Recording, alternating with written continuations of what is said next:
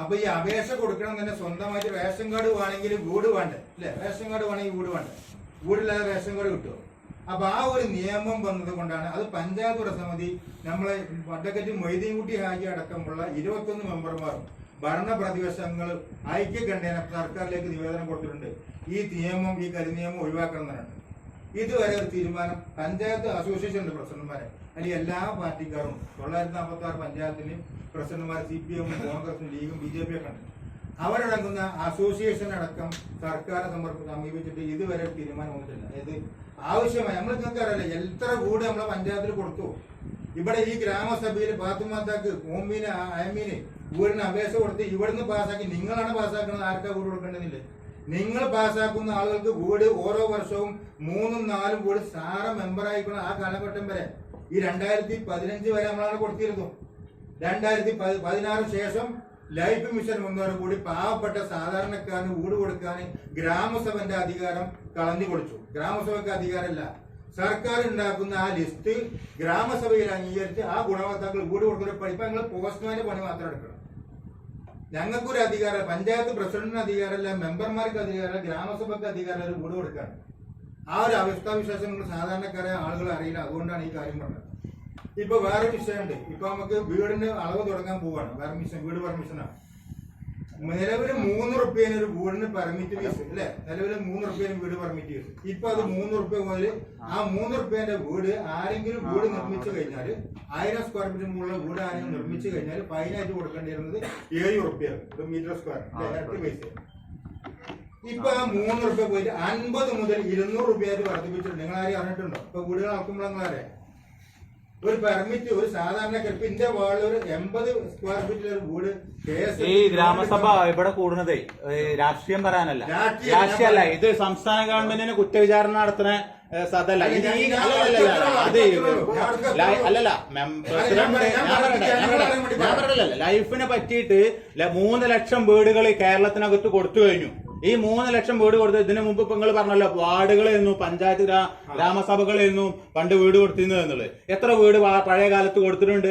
അർഹതപ്പെട്ട ആളുകൾക്ക്, ration card ഉള്ള ആളുകൾക്ക്. അല്ലല്ല, ഇങ്ങനെ പറഞ്ഞു പോകാൻ പറ്റില്ല. ഇത് രാഷ്ട്രീയം പറയുന്നത്. ഇത് ഗ്രാമസഭയല്ലേ? ഇവിടെ എങ്ങനെ രാഷ്ട്രീയം പറയുന്നത്? ഇവിടെ സംസ്ഥാന ഗവൺമെന്റിന് കുറ്റവിചാരണ നടത്താനല്ലേ ഇത് വിളിച്ചത്? അങ്ങനെയാണ് പഞ്ചായത്തിന് കുറ്റവിചാരണ നടത്തണ്ടേ? നിങ്ങളിപ്പോ ആദ്യം പറഞ്ഞു ലൈഫിന്റെ ഫണ്ട് നിങ്ങൾ കൊടുക്കണമെന്ന്. കേന്ദ്ര ഗവൺമെന്റിന്റെ ഫണ്ടില്ല, നിങ്ങൾ പറഞ്ഞില്ലല്ലോ. അല്ല, സംസ്ഥാന ഗവൺമെന്റ്, ജില്ലാ പഞ്ചായത്തിന്റെ ഫണ്ടില്ലേ, ബ്ലോക്ക് പഞ്ചായത്തിന്റെ ഫണ്ടില്ലേ, ബാക്കി മുഴുവൻ ഇത് കൊടുക്കണത്? അല്ലല്ലല്ല, തെറ്റിദ്ധാരണ വരുത്തരുത്. ഞാൻ പറഞ്ഞ ലൈഫ് ഭവന പദ്ധതി കേരളത്തിൽ ഇന്ന് നടപ്പിലാക്കിയിട്ടുള്ള പദ്ധതികളിൽ ഭവന പദ്ധതികൾ ഏറ്റവും മികച്ച പദ്ധതി തന്നെയാണ്. അത് തെളിയിക്കപ്പെട്ടിട്ടുള്ള ലക്ഷക്കണക്കിന് വീടുകൾ കേരളത്തിനകത്ത് കൊടുത്തിട്ടുള്ളതാണ്. പിന്നെ അല്ലല്ലല്ല, അങ്ങനെ കുറ്റവിചാരണ നടത്തി പോകാൻ പ്രസിഡന്റ് തയ്യാറാകരുത്. ഈ ഗ്രാമസഭ വിളിച്ചിട്ടുണ്ടെങ്കിൽ ഈ ഗ്രാമസഭയിൽ എന്താണോ പറയേണ്ടത് അതായിരിക്കണം പറയേണ്ടത്. ഇവിടെ സംസ്ഥാന ഗവൺമെന്റിന് കുറ്റവിചാരണ നടത്താൻ ഞങ്ങളൊക്കെ പോകുന്നത്. അതിനാണ് ഞങ്ങൾ ലീഗിന്റെ സമ്മേളനം വിളിക്കണം. അതിന് ലീഗിന്റെ സമ്മേളനം വിളിക്കണം. ഇത് ഇവിടെ നിങ്ങൾ ഓരോ എന്നോട് പറഞ്ഞിട്ടില്ലല്ലോ. ഞാൻ എന്റെ അവകാശ ഗ്രാമസഭയിൽ എന്നോട് മറുപടി പറയണ്ടേ, എനിക്ക് മറുപടി പറയേണ്ട പ്രസിഡന്റ് മെമ്പറാ. അല്ല എങ്ങനെ ഇതെന്തിനാ ജാബറ മറുപടി പറയേണ്ട കാര്യം? വിജയിക്കണോ? ഇജെങ്ങനെ നീച്ചിക്കല്? ഇവിടെ ഇതിന്റെ അധ്യക്ഷനാരാ? അല്ലല്ല, ഇതിന്റെ അധ്യക്ഷനാരാ? ഇതിന്റെ അധ്യക്ഷനാരാ? അല്ലല്ല, മാം പ്രസിഡന്റ് ഗ്രാമസഭയിൽ പറയേണ്ട കാര്യങ്ങൾ പറഞ്ഞാൽ മതി. ലക്ഷക്കണക്കിന് വീടുകൾ, ലക്ഷക്കണക്കിന് വീട്, 3 ലക്ഷം വീടിന്റെ പണി കഴിച്ചു. പാവപ്പെട്ട സ്ഥലമില്ലാത്ത, സ്വന്തം വീടില്ലാത്ത, സ്ഥലമില്ലാത്ത, സ്വന്തം വീട് വെക്കാൻ 3 സെന്റ് സ്ഥലമില്ലാത്ത ആളുകൾക്ക് ലൈഫ് ഭവന പദ്ധതിയിലൂടെ കെട്ടിട സമുച്ചയം ഫ്ളാറ്റുകൾ ഉണ്ടാക്കി കൊടുത്തു. എന്താ പറയാങ്ങള്? ഇവിടെ നിങ്ങൾ വേണ്ട, നിങ്ങളൊരു ഫ്ളാറ്റ്, നിങ്ങൾക്ക് ഈ ഗ്രാമപഞ്ചായത്തിന് സ്വന്തമായിട്ട് ഭൂമിയില്ലേ, ലക്ഷം വീട് കോളനിയില്ലേ? നിങ്ങൾ എന്താ ഇവിടെ സ്ഥലമില്ലാത്ത, സ്വന്തമായി വീട് വെക്കാൻ സ്ഥലമില്ലാത്ത പാവപ്പെട്ട ആളുകളില്ലേ, ഓർക്ക് വീട് വെക്കാനുള്ള സൗകര്യത്തിന് നിങ്ങൾ എന്തുകൊണ്ട് ലൈഫ് മിഷന് നിങ്ങളെ പഞ്ചായത്തിന്റെ സ്ഥലം വിട്ടുകൊടുക്കാണ്ട് അവിടെ ഈ ഫ്ളാറ്റ് കൊണ്ടുവരാനുള്ള സംവിധാനം നിങ്ങൾ ചെയ്തില്ല? അത് നിങ്ങൾ പോരായ്മ, അത് നിങ്ങളെ പോരായ്മ. അത് മറച്ചു വെക്കണ്ട, അത് മറച്ചു വെക്കണ്ട. ഈ വാർഡുമായി ബന്ധപ്പെട്ട് ഗ്രാമസഭയിൽ ഉയർന്നു വരേണ്ട ചോദ്യങ്ങൾക്ക് മറുപടിയാണ് പറയേണ്ടത്, അല്ലാതെ രാഷ്ട്രീയം പറയാൻ ഉപയോഗിക്കരുത്. ഞാൻ വളരെ മാന്യമായിട്ടാണ് ഞാൻ പറഞ്ഞിട്ടുള്ളത്. ആ ഭൂമി വാങ്ങിയത് പാവപ്പെട്ട കർഷക തൊഴിലാളികൾക്ക് MLS പദ്ധതിയിൽ വീട് കൊടുക്കാനാണ്. 4 സെന്റ് ഭൂമി പഞ്ചായത്ത് പട്ടയം വെച്ച് കൊടുക്കാനല്ല, ഫ്ലാറ്റ് നിർമ്മിക്കാനല്ല. ഓരോ ഭൂമി വാങ്ങുമ്പോൾ ഓരോ ആവശ്യങ്ങൾ ഉണ്ടാവും. ആ ആവശ്യം വെച്ചിട്ട് ആ നിർമ്മിക്കാൻ നമുക്ക് സാധിക്കുള്ളൂ. നിയമപരമായിട്ട് അവകാശമുള്ള നമുക്ക്. അപ്പൊ ഞാൻ പറഞ്ഞോളെന്ന് വെച്ചാൽ ഈ വിഹിതം കിട്ടും. മുഖം പറഞ്ഞപ്പോ എല്ലാം ഒരുമിച്ച് ഒരുപാട്. അപ്പൊ എന്താ വെച്ചാൽ നമ്മൾ ഓരോ വർഷവും പദ്ധതിക്ക് നിർദ്ദേശങ്ങൾ തരണം. ഈ വാർഡ് നടപ്പാക്കേണ്ടത് പഞ്ചായത്തിൽ മൊത്തം. ഇപ്പൊ ഞാൻ വന്നപ്പോ ആ കുട്ടി നമ്മുടെ കലാ സാംസ്കാരിക നല്ലൊരു നിർദ്ദേശങ്ങളാണ്.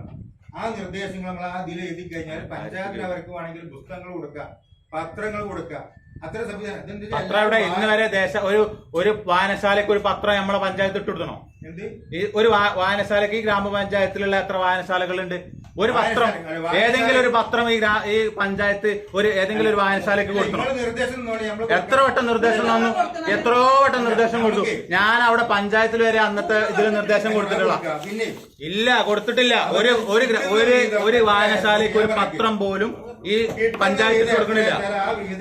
അവിടെ പറയില്ല. പഞ്ചായത്തിൽ മൊത്തം കിട്ടുന്ന വീതം ഞാനിവിടെ വിശദീകരിച്ചു. വാർഡ് കിട്ടുന്ന അല്ല, രാഷ്ട്രീയം പറയണ്ടെന്ന് ഞാൻ പറഞ്ഞു. ഇവിടെ പറയേണ്ട കാര്യം പറഞ്ഞു. എല്ലാ വാർഡും എന്തിനാ ജാബിറ ഇജ്ജിനായിട്ട് കടകടാ അറിയണേ?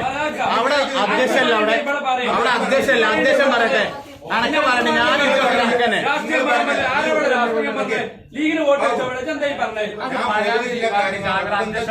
ജാബിറ അധ്യക്ഷൻ ഇജ്ജ് വെറുതെ അനക്കകത്ത് തേങ്ങ ഇവിടെ ഇജ്ജ്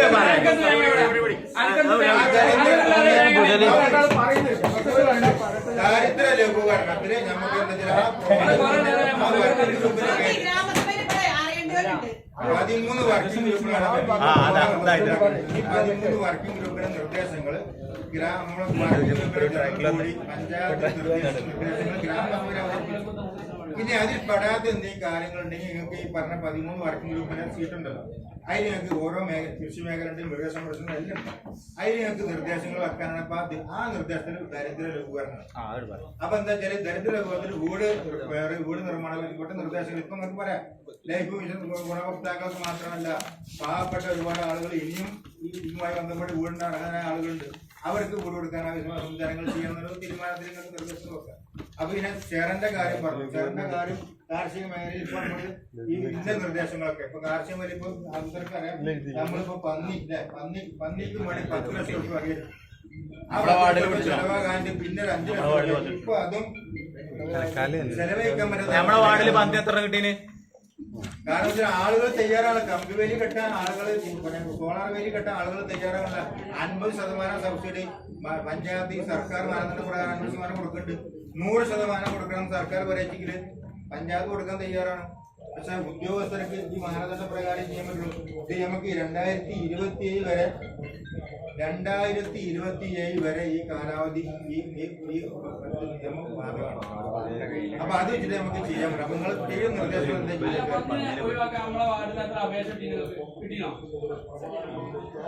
ഇവിടെ വന്നില്ലേ?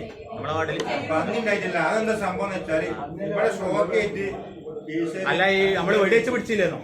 വെടിവെച്ച് പിടിച്ചില്ലേന്നോ? നമ്മളെ വാർഡിന്ന് പിടിച്ചണോ?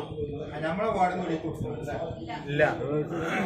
വെടിവെക്കാൻ ലൈസൻസ് ഇല്ല ആളുകളുണ്ടെങ്കിൽ പഞ്ചായത്ത് പ്രസിഡന്റ് വെടിവെക്കാൻ ലൈസൻസ് അവരെ അപേക്ഷിച്ചാൽ പഞ്ചായത്ത് പ്രസിഡന്റ് വെടിവെക്കാൻ ഓർഡർ കൊടുക്കാൻ. വെടിവെക്കാൻ കുറെ കൊന്നുണ്ട്. നമ്മളെ പുൽപ്പറ്റ ഭാഗത്തൊക്കെ കുറെ. പക്ഷെ അതൊന്നും നശിക്കൂല. നമുക്ക് എന്താ വെച്ചാൽ ശാശ്വതമായിട്ടുള്ള സംവിധാനമാണ് സോളാർ വേലി തന്നെയാണ്. ആ സോളാർ വേലി കെട്ടിയാണെങ്കിൽ നമ്മൾ ആളുകൾ തയ്യാറായെങ്കിൽ മാത്രമേ ഈ കാര്യങ്ങളൊക്കെ നടക്കുള്ളൂ. പിന്നെ പൊതുവായിട്ടുള്ള പരിപാടികൾ ഹൈമാസ് ലൈറ്റിന്റെ കാര്യം പറഞ്ഞു. ഹൈമാസ് ലൈറ്റ് നമ്മൾ കഴിഞ്ഞ ഭരണസമിതിയിൽ വെച്ചാണ് അവിടെ ആ പണിന്റെ ഇനിയിപ്പോ ആ ലൈറ്റ് അവിടെ ഹൈറ്റ് കൂടണം. ഹൈറ്റ് കൂടുന്ന കാര്യം നമുക്ക് ആലോചിക്കാമെന്ന് വെച്ചാൽ എസ്റ്റിമേറ്റ് തയ്യാറാക്കി കൊടുക്കണം. അപ്പൊ ഈ ഭൂസേങ്ങത്തെ ലൈറ്റ് ഇതൊക്കെ ലൈറ്റ് ചെയ്യണം. എങ്ങനെയാൽ വീട് കൂടി ഇലക്ട്രിക് വിരിങ്ങിന്റെ ലൈസൻസ് അവിടെ എഞ്ചിനീയർമാർ പറഞ്ഞു. ആ എഞ്ചിനീയർമാർ ഒരു ലൈറ്റിന് എത്ര എസ്റ്റിമേറ്റ് തയ്യാറാക്കി അത് AS DS ഒക്കെ ടെൻഡർ ചെയ്യണം. നിങ്ങളെ പിന്നെ ഭൂസേങ്ങത്തും തിരുപ്പനച്ചി അങ്ങാടിയത്തും പൂക്കുളത്തും കാഞ്ഞിരത്തും എസ്റ്റിമേറ്റായി നിങ്ങൾ ടെൻഡർ ചെയ്യാൻ നിൽക്കുക. അപ്പൊ ആ കാര്യങ്ങളായിട്ട് രൂപത്തിൽ നടക്കണം. അപ്പം അത്രയും കാര്യങ്ങളൊക്കെയാണ് പറയാനുള്ളത്.